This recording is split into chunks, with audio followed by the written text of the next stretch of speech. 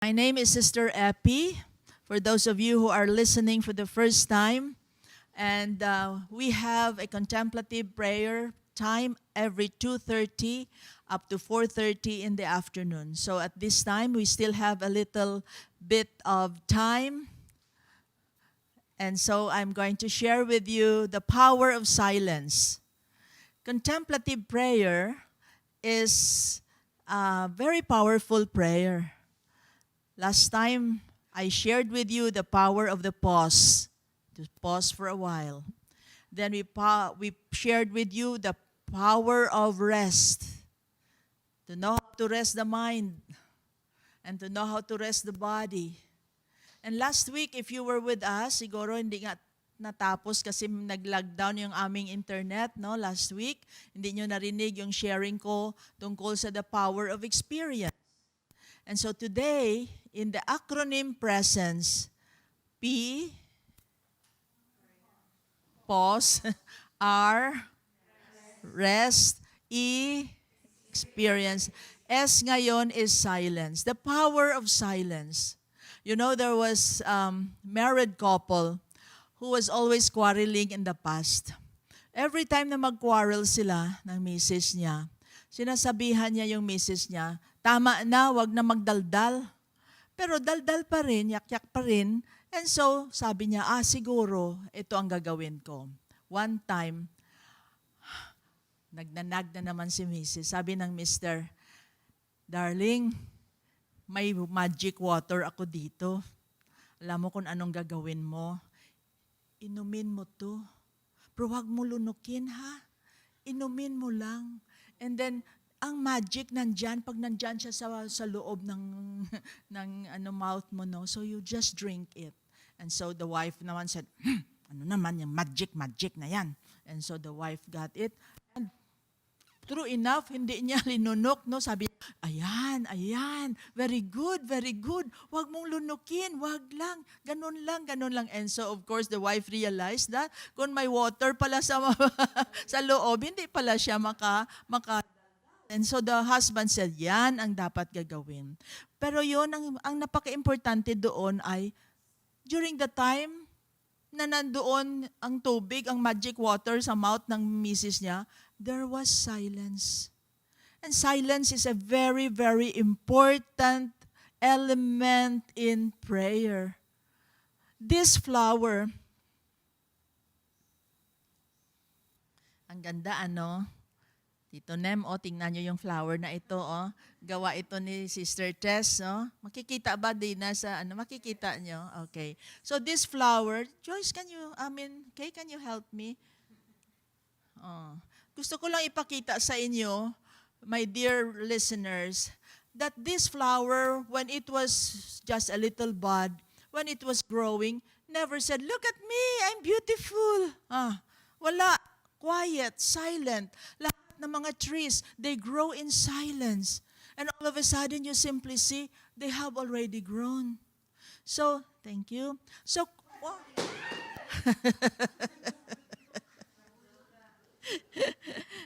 wala na silence. Last week, ganun din ang nangyari, no? Buti na lang, hindi na-record yung last week kasi nahulugan ng cellphone si Miss Dina. Anyway, silence is giving us that opportunity to grow. And silence is a best teacher. It is actually the language of God. And contemplative prayer, why is contemplative prayer a very powerful prayer? Why is contemplation a very powerful prayer? It is a powerful prayer because when you go into silence, you just don't know that there is something going on within. A tree grows in silence. And the growth of the tree does not happen on the leaves, on the branches, on the twigs, but it grows because the growth starts from where it is silent. Diba? Growth begins where it is silent. Kasi under the earth, is there sound under the earth? No sound. Is there light under the earth? No light, therefore it is simple. Is there wind under the earth? No wind under the earth, therefore it is still. Contemplative prayer is the prayer of stillness, the prayer of silence, and the prayer of simplicity. Napakasimple lang, di ba? And when a prayer is silent, still, and simple, and even in the dark, because there is darkness down below, and that makes the tree grow in silence. You never hear a tree saying, "Look at me, look, I am growing." But 1 year later, you see, and it has grown. Kami dito, we have a garden of indigenous forest trees. There was a time before the pandemic, before the lockdown, na matagal ako na hindi nakapasok doon. And then all of a sudden, afterwards, doon kasi kami nagfi-fishing, no? Kasi we have a pond there with plenty of fish. And then I realized, wow, ito pala si Mali-Mali na lumaki na. Ito si Malapapaya, lumaki na rin. Kilala niyo ba yung mga punong kahoy na yon? We have 185 different native trees here at Regina Rica. And sometimes I don't even know the names of those trees because they are indigenous. Some of them are endangered species, but they grow in silence. And you just see the effect of it. Ganon din sa atin. We will see the effect of silence when we are quiet, when we are still, when we are serene in our prayers, and when we are simple. Wala nang marami pang sinasabi. Just be still and allow silence to be our healer. When we are agitated, when we are afraid, we just go into silence. So there is power in the pause, to stop for a while, intermission, time out.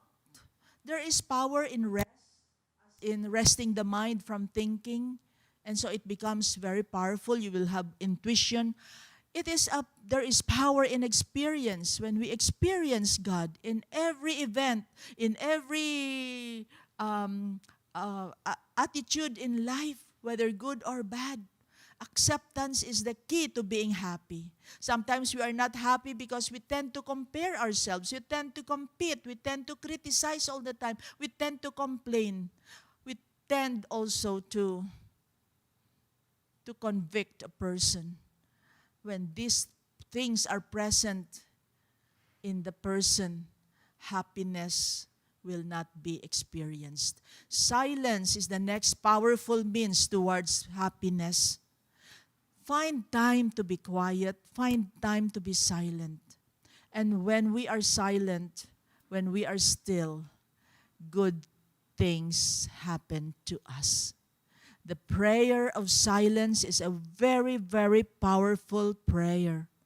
And I hope and pray that you too will take time to pause for a while, to rest your mind from thinking, to experience God in every event, and to experience silence.